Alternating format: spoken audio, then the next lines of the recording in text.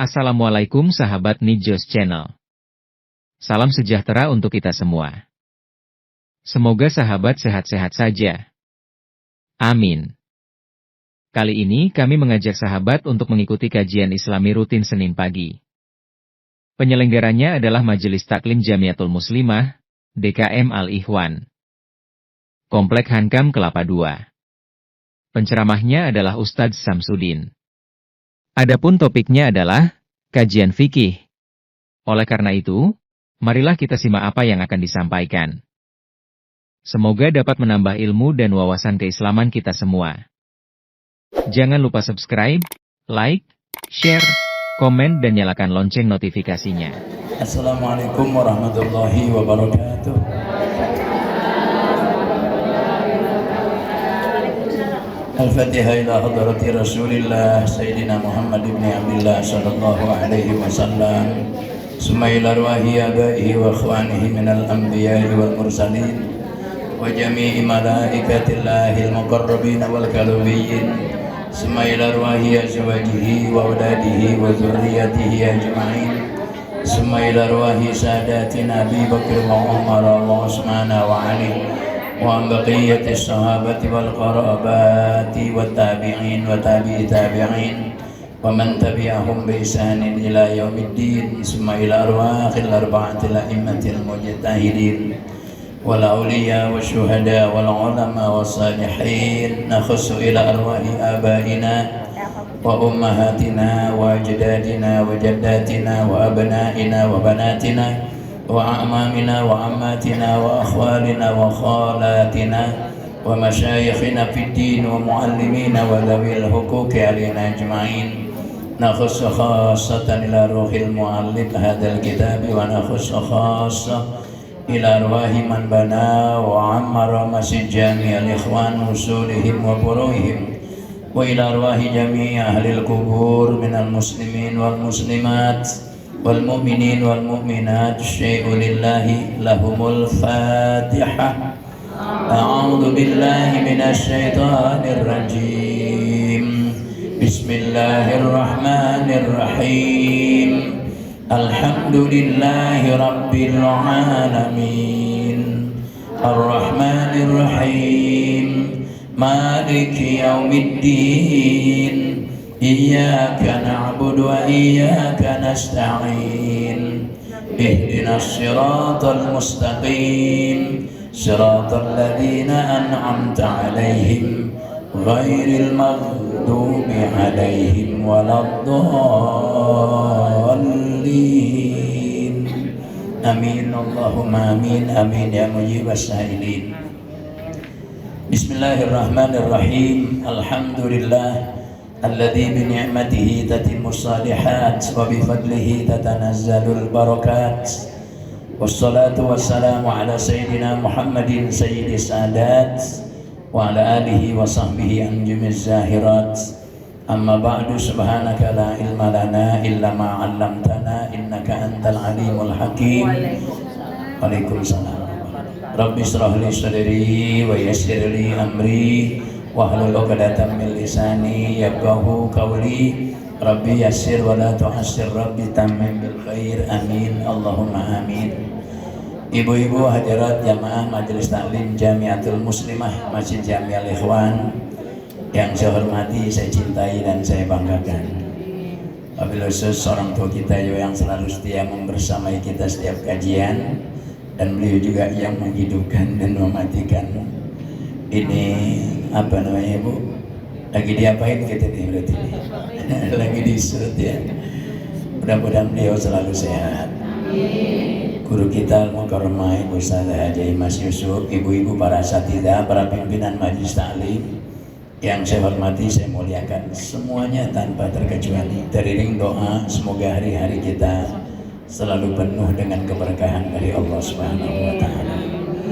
Ibu-ibu, mari kembali kita ungkapkan rasa syukur alhamdulillahirabbil alamin kehadirat Allah yang Maha Pemurah.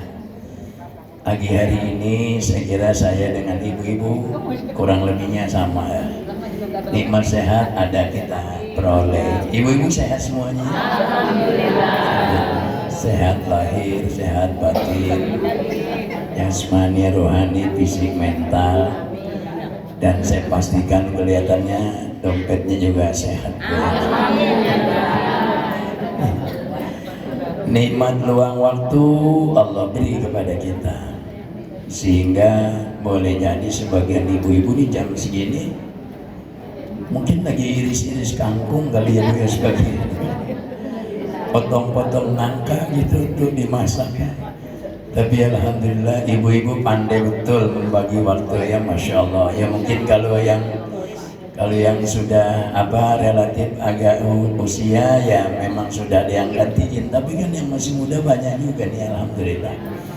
Dan ibu-ibu ya yang juga sangat amat berharga, taufik, hidayah, inayah, hifziyah, riayah dari Allah dan pastinya nikmat-nikmat yang lain. Itu yang membuat kita kok sudah sejak kemarin sudah keingetan bahwa besok Senin berarti jadwal pengajian, masya Allah.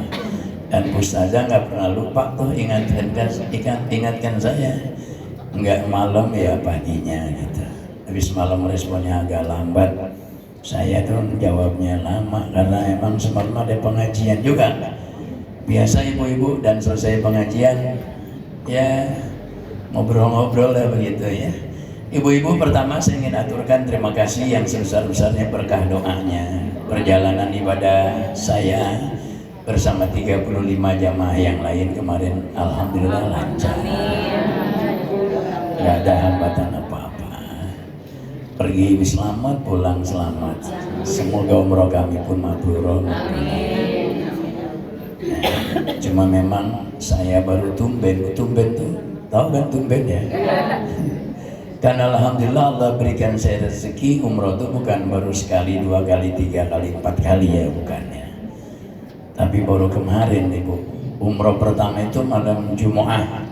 Jadi saya tanggal 17 berangkat, itu Senin, kita Senin, Selasa di Madinah, Rabu di Madinah, Kamis di Madinah, lantas check out malam Jumat ke Mekah. Umroh pertama, subhanallah, umroh pertama malam Jumat luar biasa Bu, jamaah padat sekali. Dan saya baru tumben, dari kalimat tumben saya ulang lagi. Begitu malam Sabtu itu betisnya yang bagian belakang sakit ya. Ya untung istri inget kan tuh, dan saya bawa kantor pen borean pakai itu mau tidur. Saya sampai berpikir ini apa karena padatnya jamaah tawaf sa'i, hotelnya jauh, atau jangan-jangan sudah mulai tambah tua. Masya Allah. Biasanya enak-enak aja Bu, biasanya alhamdulillah. Dan itu baru umroh yang pertama, bukan umroh yang kedua di saat itu ya. Nah, tapi rupanya tiga-tiganya benar, jamaahnya padat, hotelnya juga agak jauh karena memang paketnya relatif cukup minimalis gitu. Umurnya juga mungkin udah tambah tua beneran juga sih gitu ya. Tapi subhanallah kami bersyukur. Saya tunggu kalau giliran ziarah makam Nabi, di samping tentu jadi pusat perhatian makam Nabi Sayyidina Abu Bakar As-Siddiq, Sayyidina Umar bin Khattab. Juga ada tulisan hadis Nabi itu dari ornamen-ornamen yang ada itu di sekitar Raudhah dan makam Nabi. Satu hadis Nabi yang itu perhatian saya itu selalu diantaranya terpusat ke situ saat ziarah ke makam Nabi. Apa itu? Syafaati li ahlil kabairi min ummati. Itu tuh. Artinya apa? Syafaatku diperuntukkan buat mereka orang-orang pelaku dosa besar dari kalangan umatku. Ya Allah, rasanya gede lagi hati yang tadinya udah kecil, yang tadinya sudah ciut, bugar lagi ibu-ibu. Syafaat Nabi ada yang dikhususkan untuk mereka orang-orang yang melakukan dosa besar. Jadi Nabi itu sayang betul kepada umatnya. Mudah-mudahan berangkat lagi Bu ya. Enggak mas saya nggak apa-apa. Pokoknya yang penting berangkat lagi. Ya, yang sudah berangkat, yang belum berangkat terutama biar segera bisa berangkat. Amin Allahumma amin. Ibu-ibu hadirat yang saya hormati, janji insya Allah ada. Tadi Pak Andi yang biasa antar saya tuh lagi fotokopi. Fotokopi tapi mungkin nggak banyak gitu ya. Mudah-mudahan ntar sebentar lagi dibawa terkait lafaz atau redaksi niat ketika kita akan menjama, akan mengqashar atau menjama sekaligus mengqashar sholat. Ibu-ibu yang saya hormati, mungkin kita sedikit review materi kita ya. Ibu-ibu kalau kitabnya yang Arab nih di halaman 70 kan hari ini fikih bahasan gue ya. Di kalau yang Arab 70, kalau yang terjemah halaman berapa ya? Pokoknya terkait dengan musafir Bu. Terkait dengan musafir. Boleh juga kita review ini sedikit ya. Mudah-mudahan tambah bekal kita kalau lagi pas bepergian gitu ya. Yang terjemah halaman berapa tuh? Lupa lah saya ibu-ibu. Nggak bawa ya. Oh, ya. Insya Allah ntar kita bahas yang itu, yang lagi di fotokopi. Ibu-ibu sekedar mereview saja. Orang yang berstatus musafir, ya orang yang berstatus musafir itu orang yang bepergian, ya. Tapi berpergiannya jaraknya Bu, itu tidak bebas. Yang disebut musafir orang yang bepergian. Memang ada khilaf ulama, nggak dipungkiri Bu, ada Bu, perbedaan pendapat itu ada. Tapi ini pendapat mayoritas yang kuat begitu. Apa itu? Orang yang disebut musafir adalah orang yang bepergian sejauh jarak minimalnya itu 81 km minimal. Itu disebut musafir Bu. Nah ketika orang bepergian sejauh jarak tersebut bukan dalam rangka maksiat bepergiannya ya, tapi untuk melaksanakan kewajiban, kesunahan atau perkara yang diperbolehkan, misalnya pelesir Bu, tanazuh, piknik gitu, itu kan perkara yang diperbolehkan. Apalagi kalau diniatkan untuk melihat, menyaksikan secara langsung indahnya ciptaan Allah di alam yang membentang sebegitu luas, entah itu daratan, lautan, pegunungan, atau juga lengkap ya daratan ya pegunungan ya lautan ibu-ibu. Tujuannya untuk mengambil hikmah bahwa Allah betul-betul zat yang maha indah, maha kuasa dalam mencipta apapun yang dia kehendaki. Itu udah pasti bukan sekedar boleh Bu, akan tetapi ada berpahala.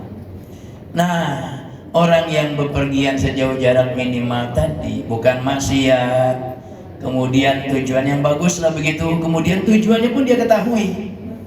Kemana? Ke Bandung, kemana? Ke Purwakarta, kemana? Ke Surabaya, kemana? Ke Madura, kemana? Ke Madinah, kemana? Ke Mesir, kemana? Ke Cina.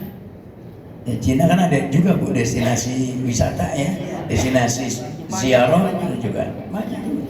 Nah ibu-ibu yang saya hormati, itu jelas tuh. Maka boleh yang bersangkutan itu satu mengqashar sholat yang berrakaat 4 menjadi 2 saja, boleh.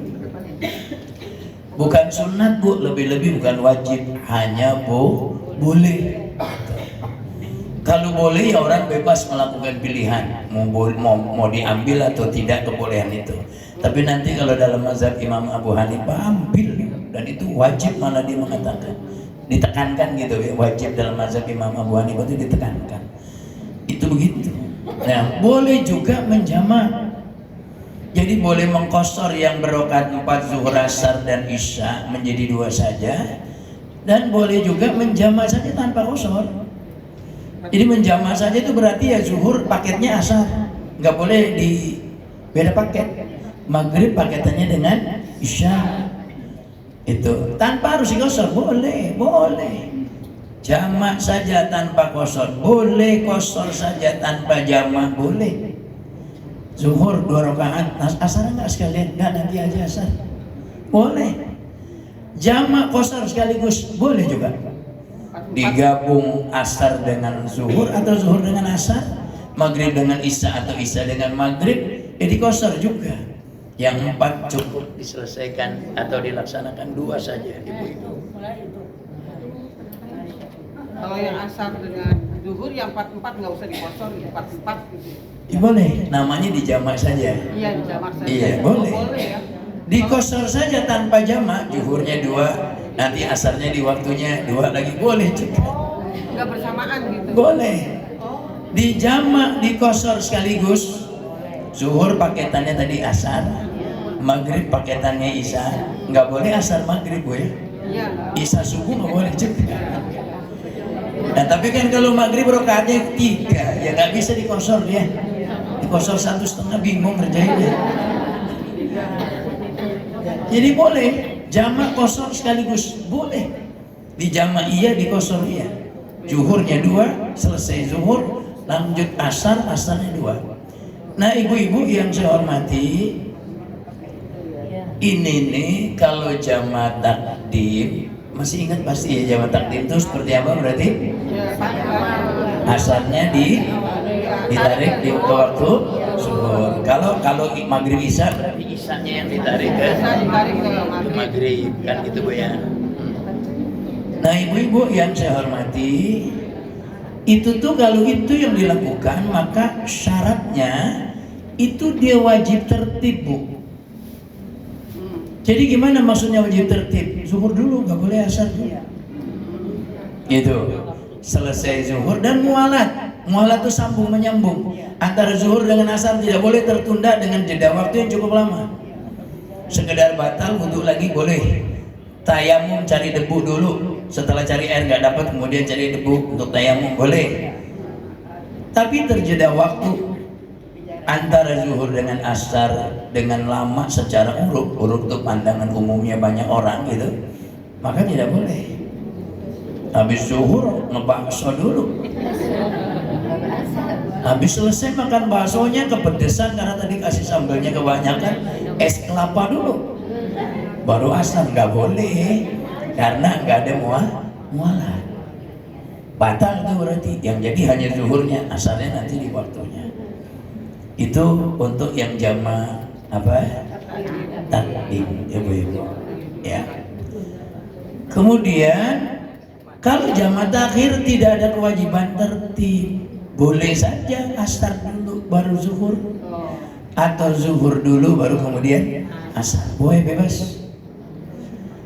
Isya dulu baru maghrib, atau maghrib dulu baru isya, bebas. Tapi syaratnya ketika jamak takhir pilihannya, artinya zuhur yang ditarik ke asar atau maghrib yang ditarik ke isya, ibu-ibu, syaratnya pada saat sholat yang kedua yang bersangkutan masih berstatus sebagai musafir. Gitu. Kalau sudah sampai rumah, sampai kampung halaman, nggak boleh, nggak boleh, ya, karena bolehnya orang mengqashar, syaratnya orang boleh menjamak adalah bepergian. Jelas Bu ya? Iya. Jadi batas wilayah tuh, batas wilayah. Ini kan apa nih? Depok.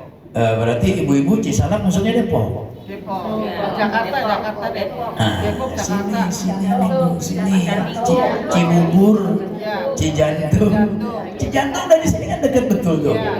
Jadi kalau ibu ambilnya jamak takhir, misalnya gitu, dari mana-mana sudah takhir sajalah, maghrib ditarik ke isya, jangan masuk sini baru sholat, tapi masih di Cijantung, cari musola, apakah itu pom bensin atau musola pinggir jalan yang leluasa aman parkirnya, atau masjid yang leluasa aman parkirnya. Di sini ada masjid apa itu? Baitur Rahim apa Al-Mutakin Bu ya? Yang pinggir jalan raya itu? Itu ada masjid besar itu kan? Parkirnya juga enak. Nah itu di situ. Sholat maghrib dengan isyanya atau zuhur dengan asarnya baru lanjut pulang. Gimana benar? Ganti. Baik. Ya. Walaupun jaraknya pendek ya Pak. Apanya Bu? Walaupun jaraknya pendek kan dari Depok Jakarta gitu. Iya, karena berarti belum masuk kampung halaman, itu belum masuk wilayah, gitu. Boleh. Begitu juga ibu-ibu ketika mau qashar nih, mau rakaatnya yang 4 jadi 2 gitu. Itu kan nggak boleh kalau masih di rumah. Jadi harus bepergian dulu. Kalau ibu-ibu jalannya ke arah sana, berarti sampai Cijantung itu, masjid yang pinggir jalan raya Bogor itu, yang sebelah kanan, mampir situ sudah boleh, zuhurnya cukup 2 saja. Kan baru sebentar. Iya, tapi kan tujuannya jauh ini. Nanti masuk tolnya tol apa namanya? Cilangkap gitu, Bu. Tol Cilangkap sana gitu. Karena mau ke sana itu, mau ke Bandung lewat apa namanya tuh, ke sana tuh, tol yang sana, Bu. Misalnya gitu. Atau kalau mau ke sini nanti ya Depok luas wilayahnya ya. Kalau Cibinong sudah bukan Depok, Bu. Oh, bukan. Cimanggis masih Depok kan? Nah, Cimanggis masih Depok gitu ya. Jadi lewatin dulu, itu seperti itu. Nah, ibu-ibu yang saya hormati, itu terkait dengan diantaranya apa-apa yang diperhatikan oleh orang yang melaksanakan qashar, melaksanakan jamaah. Kemudian ibu-ibu, ketika kita menjadi makmum dalam sholat berjamaah, kita statusnya musafir. Yang difasilitasi bolehnya hukum mengqashar, bolehnya hukum menjamak. Tapi dalam perjalanan itu kita singgahnya di masjid yang itu sedang berlangsung atau akan berlangsung sholat berjamaah yang dilakukan oleh masyarakat di situ. Halo, Bu? Kita akan sholat karena kita singgahnya di masjid. Pas di masjid yang kita singgah tadi, itu sholat itu akan dilaksanakan oleh orang-orang yang bertempat tinggal di situ. Katakanlah mereka akan sholat zuhur, padahal sudah jauh ini jaraknya. Katakanlah sudah di Cikampek begitu ibu-ibu, ya. Maka karena kita bermakmum kepada imam yang mukim, yakni orang yang menetap tempat tinggalnya di situ, maka kita hanya boleh menjamak tapi tidak boleh mengqashar. Jadi kita wajib sholat zuhurnya itu 4 rakaat, mengikuti zuhurnya mereka, si imam itu. Begitu. Jamaknya boleh tidak? Boleh. Begitu zuhur, Allah dalam hati, saya niat sholat zuhur 4 rakaat dijamak kepada asar, mengikut imam karena Allah. Oh, udah. Nanti zuhur imamnya salam, kita tinggal melanjutkan sholat apa? Asar. Di sponsor apa tetap 4 jam? Iya. Bagaimana tuh? Boleh dah di qashar boleh kita. Tapi ketika kita bermakmum kepada imam yang mukim, Bu, dia sholatnya sempurna, artinya tidak di qashar, maka kita tidak boleh mengqashar. Kita wajib ikut imam. Berarti katakanlah tadi contohnya zuhur kita tetap 4 rakaat. Jamaknya boleh? Boleh. Kapan niat jamaknya? Saat takbiratul ihram atau di sebagian sholat yang pertama kita lakukan, dengan catatan sebelum salam. Kalau sudah assalamualaikum warahmatullahi wabarakatuh baru niat jamak, ya nggak boleh. Saat takbiratul ihram enak dah, ya. Ataupun kalau nggak saat takbiratul ihram boleh di sepanjang sholat itu untuk niat menjamak. Salam, assalamualaikum warahmatullahi wabarakatuh, assalamualaikum warahmatullahi wabarakatuh. Mereka zikiran, kita lanjut untuk sholat asar. Itu contoh zuhur asar. Maghrib isya ya sama, nanti begitu juga ibu-ibu ya. Tapi kalau maghrib ya memang maghrib 3 ya. Mereka 3, kita juga kan nggak 1,5 ya, tetap 3 juga. Nah itu ibu-ibu yang saya hormati. Kemudian bagi orang yang terbiasa berjamaah, menjaga jamaahnya, sekali waktu sakit, Bu, yang kalau dia paksakan masing-masing sholat pada waktunya akan sangat sulit buat dia. Maka yang bersangkutan boleh menjamak, tapi tidak boleh mengqashar. Tuh, boleh. Tapi saya yakin meskipun boleh, Ibu nggak mau praktekkan kan, nggak mau ngamalkan kan ya? Harus sakit. Masa lagi kayak gini terus jamaah saja udah. Malaikatnya nanti bingung nih orang kenapa? Dibilang sakit kok, makanya 2 piring. Itu Bu, boleh. Sesekali boleh. Meski tidak sakit, meski tidak karena hujan, sesekali, tapi tidak boleh dijadikan sebagai kebiasaan. Misalnya apa? Menikahkan anak, habis menikahkan anak resepsi, resepsinya dari maghrib sampai subuh. Itu cuma contoh gitu Bu ya. Boleh di jamaah takdim, nggak boleh jamaah takhir. Sama tadi sakit pun jamaah takdim, nggak boleh jamaah takhir. So kalau jamaah takhir boleh jadi dong nanti sebelum masuk waktu sholat yang kedua malahan sembuh. Sembuh aja dulu. Jangan buru-buru meninggal. Ya Allah, saya jadi ingat Bu. Tadi WA grup di RW ada meninggal 31 tahun umurnya. Laki-laki sudah beristri, meninggalnya di Tuban karena emang orang sana. Kembali. Yang meninggal biarin aja dulu. Nggak boleh jamaah takhir. Kenapa? Lantaran tidak mustahil di waktu yang kedua yang bersangkutan sudah sembuh. Kan itu. Jangan meninggal dulu. Sudah sembuh. Itu begitu. Jadi sekali waktu boleh Bu, meskipun tanpa sebab. Tadi bukan sebab sakit, bukan sebab hujan. Ya tadi menikahkan anak lanjut resepsinya. Tapi saya meskipun sudah 5 kali menikahkan anak, belum pernah mengamalkan juga. Karena waktu menikahkannya, waktu resepsinya, saya pilih waktu yang strategis, yang nggak luput dari waktu sholat gitu. Tapi artinya kalau ada orang mempraktekannya Bu, ya boleh, dengan catatan tidak dijadikan sebagai kebiasaan. Masa iya sih orang menikahkan kebiasaan? Enggak kan? Dia mah paling juga menikah itu sebulan, ntar juga besok habis sebulan nikah lagi kan? Enggak kan? Betul kan Bu? Atau menikahkan paling 2 bulan, nanti selesai 2 bulan anak yang itu dinikahkan lagi. Enggak mungkin kan gitu kan? Masa iya nikah jadi kebiasaan? Nah itu seperti itu ibu-ibu. Nah ini pengetahuan. Tapi sekali lagi fasilitas hukumnya tadi apa bunyinya? Wajib, sunnah atau boleh? Boleh. Sebatas boleh begitu. Tapi nanti ada ulama yang sangat menganjurkan. Amin. Nah ibu-ibu yang saya hormati, bagi mereka yang berpendapat boleh nih, seandainya ada orang sebetulnya dia orang yang berpendapat bahwa orang yang berpergian sejauh jarak yang ditentukan tadi, bahwa pergiannya bukan maksiat, itu boleh qashar jamaah. Tapi dia orang yang begini Bu, saya tuh nggak srek kalau sholat pakai di jamaah.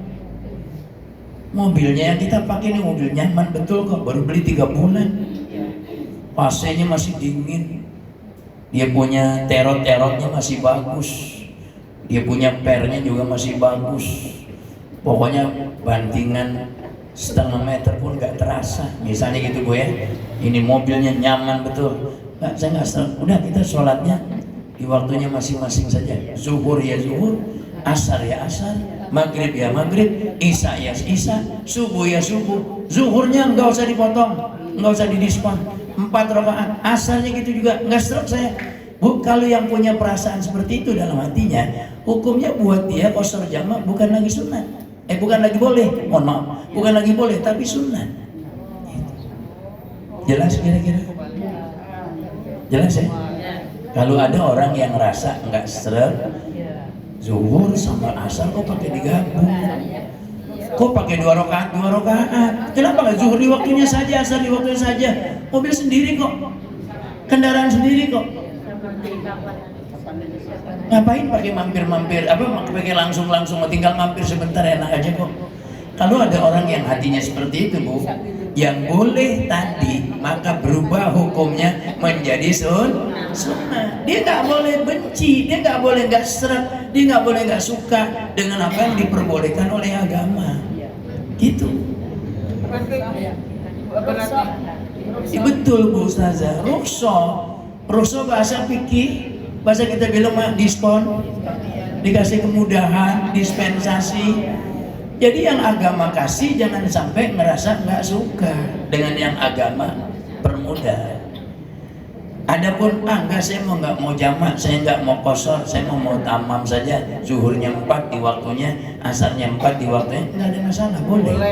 Tapi jangan nggak berkenan. Saya nggak seret, nggak seret gitu kan? Bahasa kerennya nggak berkenan gitu kan Bu? Padahal itu rukhsah itu hadiah dari Allah. Ibu-ibu, hadiah tetangga, misalnya katakanlah nih, tetangga saya datang ke rumah saya, udah repot-repot, ibu pulang dari kampung, di kampungnya habis panen singkong, misalnya gitu, udah repot-repot ke rumah saya, nenteng 6 kilo. Pak Haji, ini hadiah, saya baru pulang kampung, singkong, tolong terima. Aduh, mohon maaf, singkong mas, saya udah lama nggak makan singkong gitu. Jadi mau pulang aja kasih yang lain. Gimana kira-kira? Ya? Tuh. Bukan berarti Allah tuh seperti gitu, bukan. Kalau Allah seperti itu, masa Allah seperti makhluk. Tapi orang yang tidak menghargai hadiah, maka akan membuatnya memberi hadiah itu jadi kurang berkenan. Jangan sampai nggak berkenan. Adapun kita pilihannya, saya mau sempurna saja. Zuhur 4 rakaat di waktunya. Saya ulang-ulang Bu ya kalimatnya. Asar 4 rakaat di waktunya, silahkan.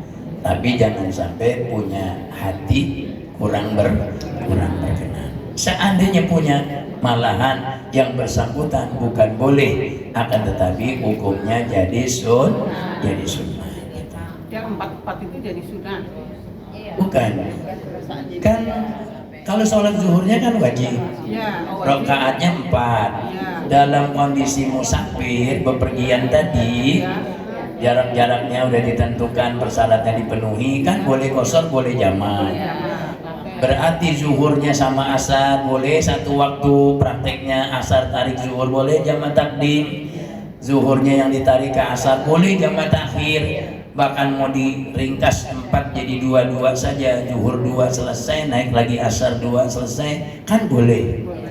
Nah itu tuh boleh Bu, bagi orang yang tidak ada di dalam hatinya rasa kurang seret, bukan keraguan, seret, kurang berkenan. Bukan ragu gini, oh sama sih, kalau ragu juga sama. Ini sunnah kalau ragu malah nggak boleh, mohon maaf. Tuh saya jadi terbalik-terbalik nih ngomongnya. Kalau ragu malah nggak boleh Bu. Boleh nggak sih qashar jamaah ke Bandung? Perjalanan saya ini udah separuh jalan. Tujuan saya mau ke Bandung, atau seperempat jalan tapi sudah keluar batas wilayah. Mau ke Bandung, boleh nggak sih qashar jamaah? Nggak boleh malah. Kalau ragu-ragu. Ini maksudnya tuh nggak berkenan, kurang seret. Mungkin bahasa enak kurang seret. Pandi, udah. Gimana? Oh yang Bentar, Bu, ya. kopi kali itu. Maaf Bu ya sebentar. Ibu dibantu dong biar bapak udah aja. Nanti dia bantu sama ibu-ibu.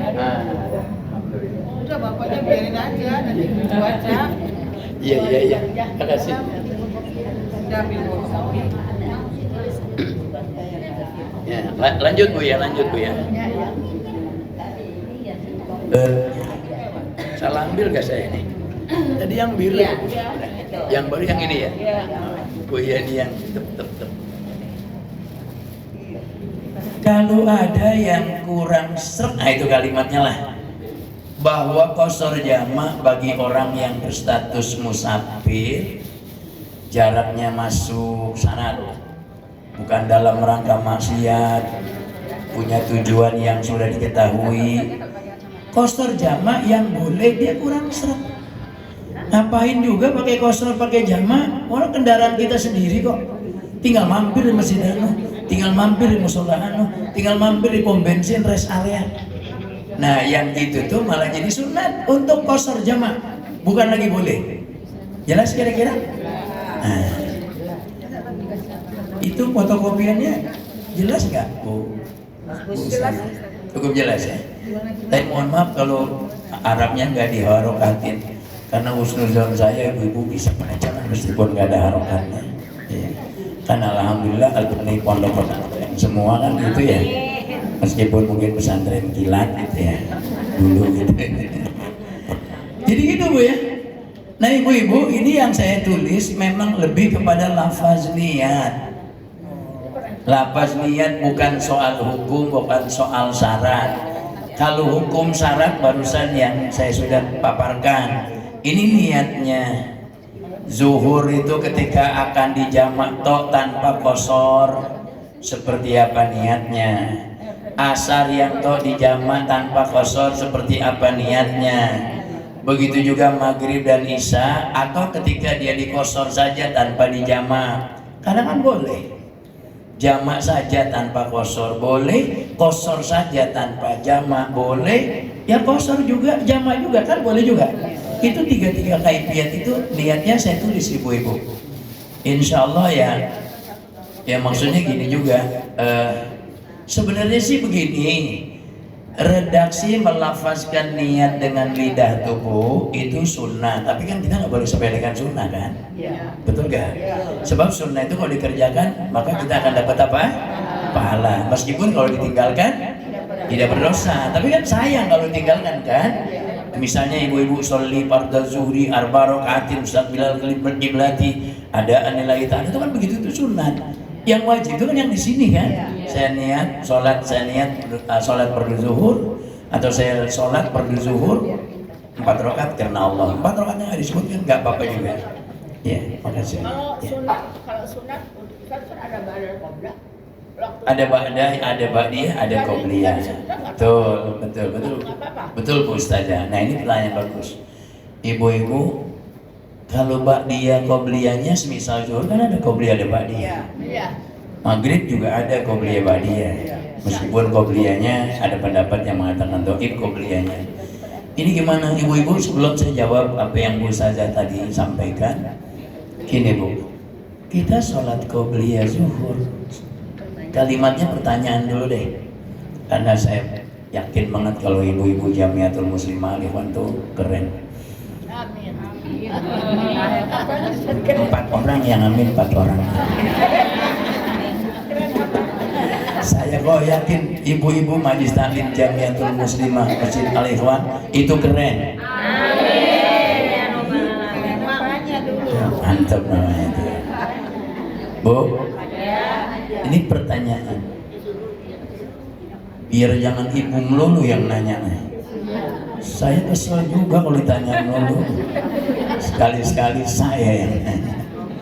Bu, qobliyah zuhur, sholat sunat qobliyah zuhur, boleh nggak sih dilakukan malah setelah sholat zuhurnya?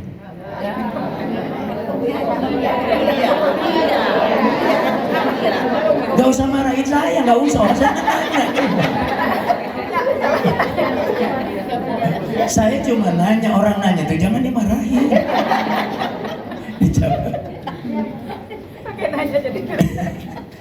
Bu, kan zuhur itu sholat sunatnya ada qobliyah, ada ba'diyah, gitu kan?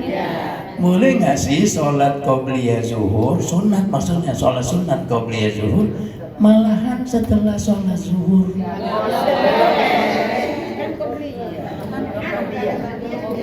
Saya bilang saya nggak usah dimarahin, cukup saya dijawab saja.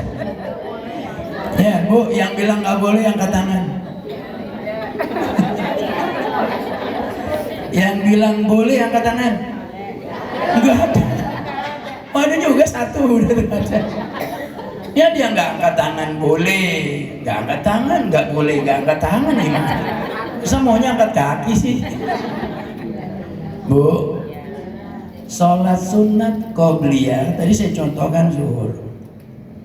Sholat sunat qobliyah, bagi sholat sunat yang punya sholat sunat qobliyah dan ba'diyah, sholat sunat qobliyahnya itu boleh dilakukan setelah sholat yang wajib.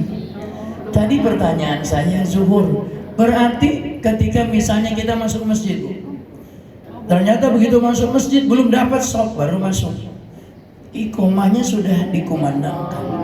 Allahu Akbar, Allahu Akbar, asyhadu an la ilaha illallah, asyhadu anna Muhammadar Rasulullah. Misalnya gitu Bu. Ya sudah, ikut sholat zuhur berjamaah saja, biar tidak tertinggal takbiratul ihram di belakang imam. Setelah imam Allahu Akbar, kita Allahu Akbar, karena itu punya keutamaan tersendiri. Tapi qobliyahnya kan belum selesai salam, wirid sedikit, doanya doa sapu jagat saya yang mantap gitu, redaksi singkat tapi muatannya padat. Mau doa panjang juga silakan. Baru sholat sunat qobliyah zuhur, habis qobliyah zuhur baru ba'diyah zuhur. Nggak apa-apa. O-nya agak lebih panjang pun nggak apa-apa.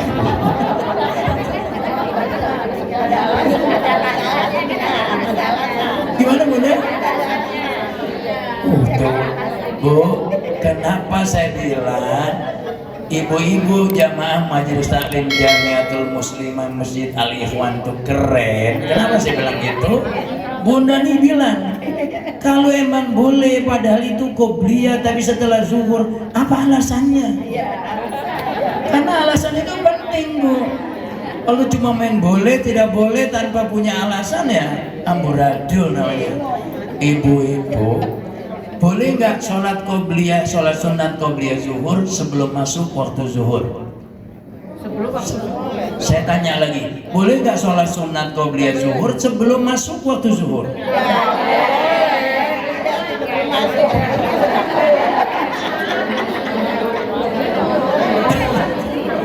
Namanya qobliyah zuhur.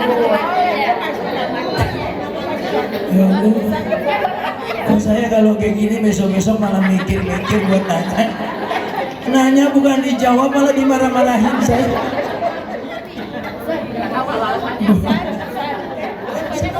Bagi orang yang puasa kalau yang kan sendiri Ya baik, ntar dijawab Ustaz ya. Ibu, betul Bu. Tidak boleh sholat qobliyah zuhur sebelum masuk waktu zuhur. Sunnahnya qobliyah zuhur itu setelah masuk zuhur, tapi tidak syarat sebelum sholat zuhur. Tidak syarat sebelum sholat zuhur. Jadi kalau begitu maka sholat qobliyah zuhur dengan catatan waktu zuhurnya sudah masuk boleh saja dilakukan setelah sholat zuhur. Gitu. Oh, qobliyah itu. Yang qobliyah. Namanya qobliyah kan sebelum. Oh, jadi sesudah. Itu yang tadi Bunda alasannya apa gitu. Ibu-ibu, kalimat qobliyah ba'diyah benar secara bahasa itu adalah sebelum qobliyah ba'diyah sesudah. Tapi kan tadi Ibu juga sudah jawab, boleh nggak sholat qobliyah zuhur sebelum waktu zuhur masuk? Kan tidak boleh. Ya, pokoknya bukan azan yang belum masuk waktu, karena azan kalau ketiduran juga dia kesiangan azannya. Ibu-ibu yang saya hormati, jadi sholat sunat zuhur, qobliyah zuhur itu adalah sholat sunat yang dilakukan idealnya sebelum zuhur, setelah masuk waktu zuhur. Tapi titik poinnya Bu, setelah masuk waktu zuhur. Adapun dalam kondisi tadi masuk masjid, Allahu Akbar, Allahu Akbar, nah langsung sholat ikut berjamaah bersama si imam. Nanti setelah selesai jamaahnya bersama si imam, maka baru qobliyah zuhur, lantas baru ba'diyah. Nah Bu Ustazah tadi ingin mempertegas, ingin memperluas lagi, apakah orang yang sholat sendirian masih tetap boleh seperti itu? Gitu kan ibu-ibu? Boleh juga, boleh juga, cuma enggak ideal. Sholat sendirian ya sudah, meskipun zuhurnya setengah 2 ibu-ibu, karena urusan, karena kesibukan, karena ketiduran, ya sudah qobliyah dulu saja, baru nanti zuhurnya, baru nanti kemudian ba'diyahnya gitu. Iya betul, ada alasan ketiduran. Bagaimana Bu? Kalau misalnya sholat subuh, kita kan ada anak terus kan sholat jamaah subuh, Ya. belum sholat Sunat subuh. Ya. Ini mantap lagi tuh. Keren dah pokoknya ibu-ibu Jamiatul Muslimah Al Ikhwan. Bu, pertanyaannya keren nih. Yaitu sholat sunat subuh. Sholat sunat subuh itu disebut juga sholat sunat fajar. Yang harganya Nabi yang langsung sebut rakaatul fajri khairun minad dunya wa ma fiha. 2 rakaat sholat sunat subuh itu lebih mahal dibandingkan dunia beserta isinya. Masuk masjid sudah iqomah. Kalau sholat sunat subuh dulu, karena itu kepengen dunia sama isinya lebih itu dia dapat, maka imam salam belum selesai itu sholat sunat subuhnya. Karena sholat sunat subuh itu Bu disarankan, dianjurkan rakaat pertama baca Alam Nasroh plus Al-Kafirun, rakaat kedua Alam Taroh plus Al-Ikhlas. Dianjurkan saja, bukan kewajiban. Ini gimana? Maka ikut sholat berjamaah.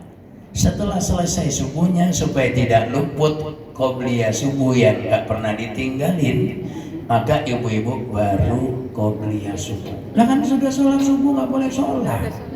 Makruh tahrim sampai terbit matahari naik sedikit tombak. 16 menit setelah terbit matahari.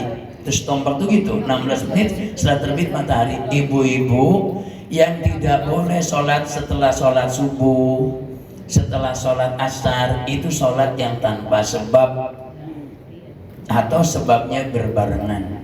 Adapun yang punya sebab bukan yang berbarengan, atau yang punya sebab tapi sebabnya belakangan. Adapun yang sebabnya lalu, apa tuh sebabnya lalu? Tadi belum sholat sunat subuh, kan berarti lalu kan? Boleh. Atau yang sebabnya berbarengan, bareng masuk masjid, ibu-ibu, maka itu juga boleh, meskipun setelah sholat subuh. Setelah sholat subuh keluar, begitu keluar ibu-ibu, ternyata di dalam ada kajian, atau baru ada undangan. Jangan pulang dulu, bunda-bunda cantik, bunda-bunda soleha. Ada bahasan sedikit yang akan kita bahas terkait kemakmuran masjid, kemakmuran majlis taklim, atau donasi untuk saudara-saudara kita yang sedang dirundung musibah banjir dan lain sebagainya, misalnya gitu Bu. Masuk lagi.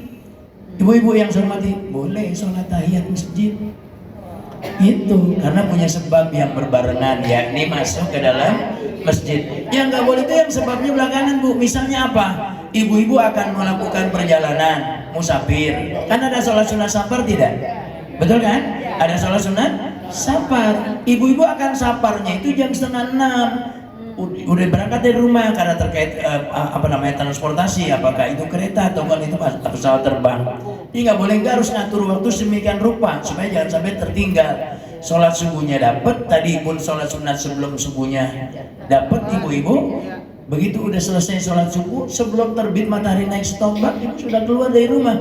Itu tidak boleh sholat sunat safar. Bukan sekedar tidak sunat, tidak boleh. Kenapa? Karena sholat sunat safar ini sejenis sholat yang sebabnya belakangan. Saya tanya ibu-ibu, orang kalau mau melaksanakan sholat sunat safar, sholat sunat yang disunatkan bagi orang yang akan bepergian, itu bepergiannya sudah apa belum? Belum kan? Belakangan kan? Nah itu dia, maka tidak boleh. Gitu. Jadi nggak perlu sholat sunat safar, cukup doa saja. Gitu. Kita selama ini begitu Pak. Selama itu kalau mau pergi sholat safar dulu. itu benar. Itu benar. benar. Yang jadi nggak boleh itu setelah sholat subuh, setelah sholat asar. Adapun safarnya jam 9, ya sholat sunat safar dulu, itu malah sunnah. Itu karena nggak ada larangan kan Bu ya. Adapun sholat setelah sholat subuh sampai terbit matahari naik setombak 16 menit tadi setelah terbit, itu kan ada larangan, makruh tahrim kan? Nah gitu, di waktu itu yang dimaksud di waktu itu. Iya, silakan Bu Ustazah. Mengenai sholat sunat itu ya sebelum duhur ada qobla, ada ba'da, bisa juga. Nah itu di dalam takbiratul ihram perlu disebutkan Ba'diyahnya atau qobliyahnya itu enggak? Iya. Ya, padahal tadi udah ditanya ya, saya lupa tadi langsung respon. Ibu-ibu, apakah ba'diyah qobliyah itu disunatkan disebutkan di dalam hati ketika niat, di mana saat niat itu waktu tempatnya hati, waktunya saat takbiratul ihram disebutkan atau tidak, supaya nambahin pahala disebutkan. Tapi menyebutkannya tidak syarat, tidak wajib, gitu Bu. Tidak syarat, tidak wajib, gitu. Karena nanti dalam niat itu apabila sholat yang wajib harus terpenuhi 3 hal. Saya ulang nih, qasad yaitu sengaja, ta'arud menyebut keperluan, ta'yin menentukan sholatnya. Zuhurkah berarti fardu zuhur, asarkah berarti fardu asar. Ya, usolli fardhu zuhri. Ini kita mau ambil yang simple. Usolli fardhu zuhri. Nah, itu kan usolli fardhu zuhri, qasad, ta'arud, ta'id. Masuk sudah. Usolli fardhu zuhri, Allah saya niat atau saya sengaja niat sholat fardhu zuhur. Selesai. 4 rakaat ngadep kiblat. Oh itu saja.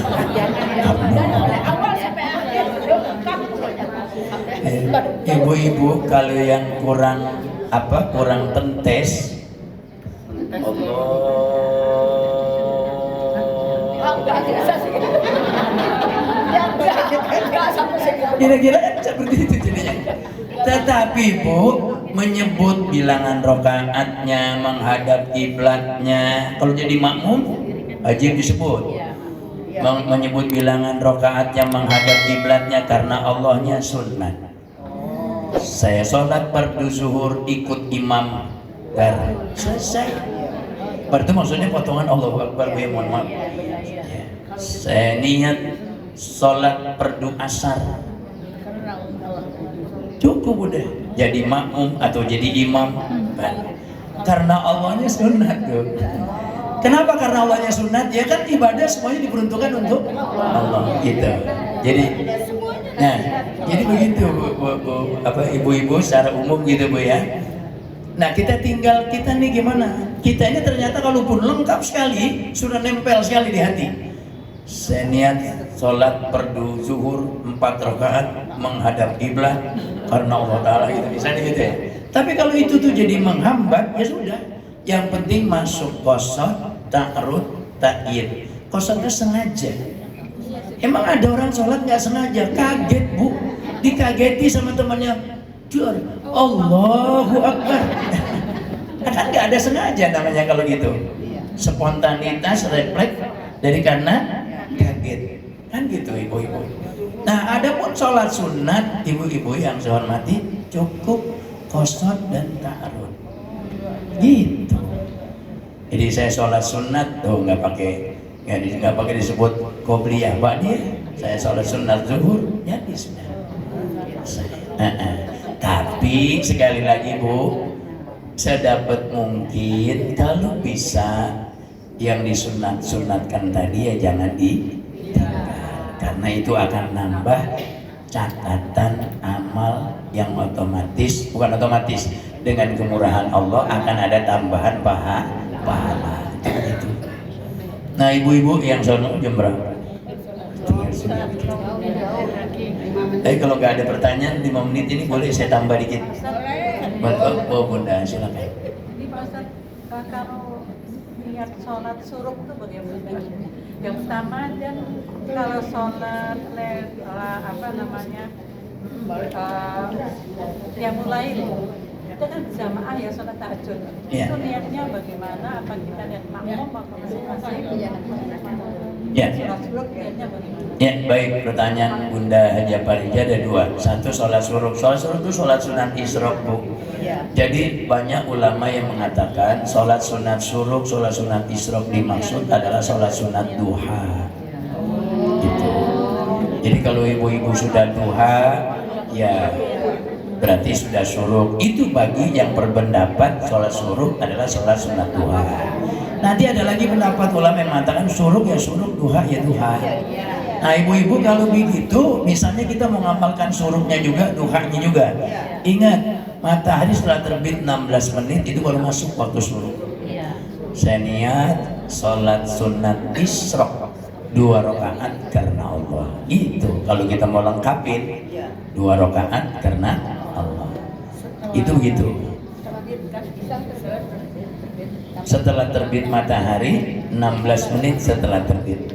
Jadi kalau persis terbitnya malah nggak boleh. Kadang yang keliru begitu masuk terbit langsung pada sholat. Nah, Makanya saya bilang udahlah kalau melihat anak tidak boleh kita sholat anaknya. persis matahari terbit, betul sekali Ustazah.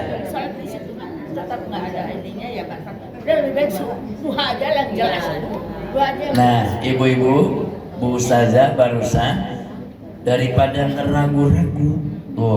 Karena kalau terbit matahari persis Bu, matahari terbit tet itu suruh kan namanya, matahari terbit kan, bukan menunjukkan setelah 16 menit bukan kan? Itu Bu di situ tuh malah makruh tahrim, makruh dan haram. Karena saat itu setan tuh sedang menunjukkan dia punya tanduk-tanduknya gitu. Nah, jadi kalau pilihannya duha saja aman ya, karena memang nanti banyak ulama yang justru mengatakan dimaksudkan dengan sholat sunat isyraq atau suruh itu adalah sholat sunat duha. Gitu ibu-ibu. Ya. Nah, kalau ada yang mau suruk sendiri, duha sendiri, ya sudah, suruknya misalnya matahari terbit setengah 6, tambahkan saja 16 menit, 17 menit. Jadi berarti setengah 6 lewat 16 menit, lewat 17 menit, sholat sunat suruk, selesai sholat sunat suruk 2 rakaat, doa sedikit, karena pahalanya itu besar. Nanti langsung duha habis itu juga boleh. Tapi duha waktu Abdul itu jam 9, setengah 10 gitu kan Bu ya, waktu Abdulnya gitu. Tapi kalau mau ngaji ya sudah, duha di rumah jam 8, setengah 8 boleh. Jam 7 sudah boleh juga duha ibu-ibu, kan gitu ya. Boleh. Duha itu Bu waktunya sampai masuk waktu zuhur. Jadi jam 11 mau duha masih boleh ya. Ya berarti habis Bu waktunya, nggak bisa ditambah ini. Ininya ibu dibaca saja di rumah gitu ya. Nah, jadi itu ada musollinya. Ya, baik itu untuk yang jamak saja ataupun yang qashar saja, atau yang qashar juga jamak sekaligus. Nanti kalau ada yang kurang jelas, ibu boleh WA saya, boleh WA, boleh apa? Kenapa Bu? Ada nggak cukup Bu ya? Iya, gimana? Oh, tadi Bunda Maria pertanyaannya keduanya belum dijawab ya. Sholat tahajud, qiyamul lail berjamaah, gitu ya. Terus niat jadi makmum apa enggak gitu? Apa bareng-bareng saja? Gitu. Niatnya makmuman Apa niat? Gak usah niat makmuman. Ibu-ibu sholat tahajud, sholat malam yang membolehkan berjamaah itu berdasarkan hadis Nabi yang ketika Nabi sholat malam ada sahabat kecil mengikut aja Bu, diri di belakang Nabi, kemudian Nabi putar ditaruh di sebelah kanan. Atas dasar hadis itu diambil hukum oleh sebagian ulama bahwa sholat tahajud pun boleh dilakukan secara berjamaah. Itu nanti dalam bahasan fikih, sholat tahajud termasuk jenis sholat sunat yang tidak disunatkan berjamaah. Tapi tidak disunatkan itu bukan berarti tidak boleh, gitu. Kita ambil yang boleh. Maka kalau berjamaah berarti yang makmum, ya syaratnya niat makmuman. Jadi jangan niat sendiri. Kecuali gini, sudah ada arahan, ibu-ibu kita sholatnya sendiri-sendiri saja, tapi berbarengan. Tidak usah niat jadi makmum, tidak ada yang niat jadi imam, masing-masing saja. Nah kalau seperti itu arahannya, berarti ya sudah cukup niatnya sendiri-sendiri, tidak berjamaah.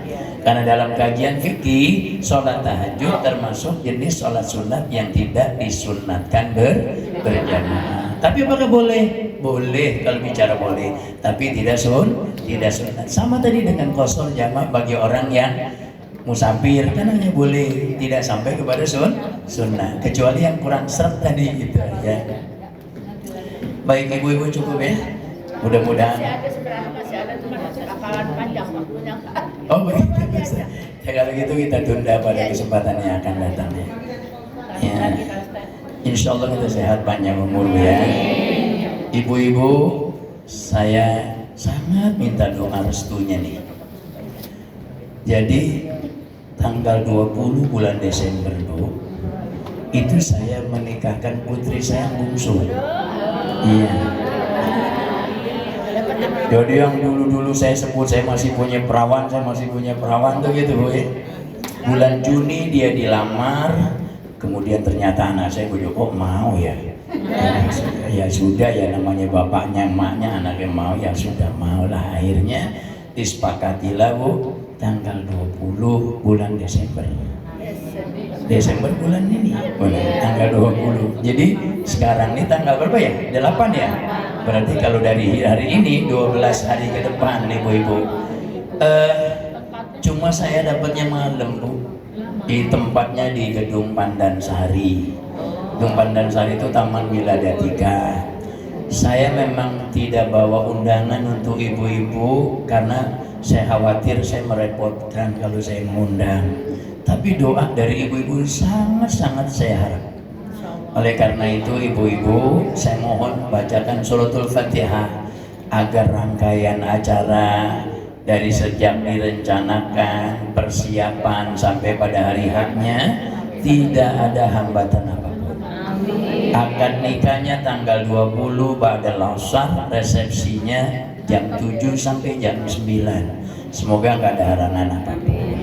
Dan mohon Fatihahnya juga agar kelak rumah tangga anak saya ini, karena emang si bungsu namanya paling pendek dibanding kakak-kakaknya, namanya Aisyah, toh segitu doang, Aisyah. Lalu kakaknya tuh ada Duriyatul Munawwarah, ada Khalidatul Bahiyah, ada Rufaidatul Nadhiro. Ini udah nikah, ini udah punya anak tiga dua. Nah ini yang bungsu Aisyah, pendek bener memang namanya. Ya, semoga pernikahan anak saya Aisyah dengan Bang Ahmad Aslam namanya, calon suaminya, calon menantu, tidak ada halangan apapun. Pernikahannya Allah rahmati, Allah berkahi, Allah ridhoi. Rumah tangganya kelak jadi rumah tangga yang sakinah, mawaddah, warahmah. Saya mohon dengan sangat Bunda Ustazah Haji Mas Yusuf, guru kita, biar pimpin baca Fatihah ini. Silakan Ustaz. Doanya sekali. Karena waktu udah hampir habis, kita persingkat saja. Mudah-mudahan Ananda Aisyah mendapatkan rumah tangga yang sakinah, mawaddah, warahmah, penuh barokah, langgeng jodohnya, berezekinya, dan almarhumnya keturunan yang saleh dan salihah. Al-hadin wa bi kulli dan salihah wal hadratin Nabi Al-Fatihah.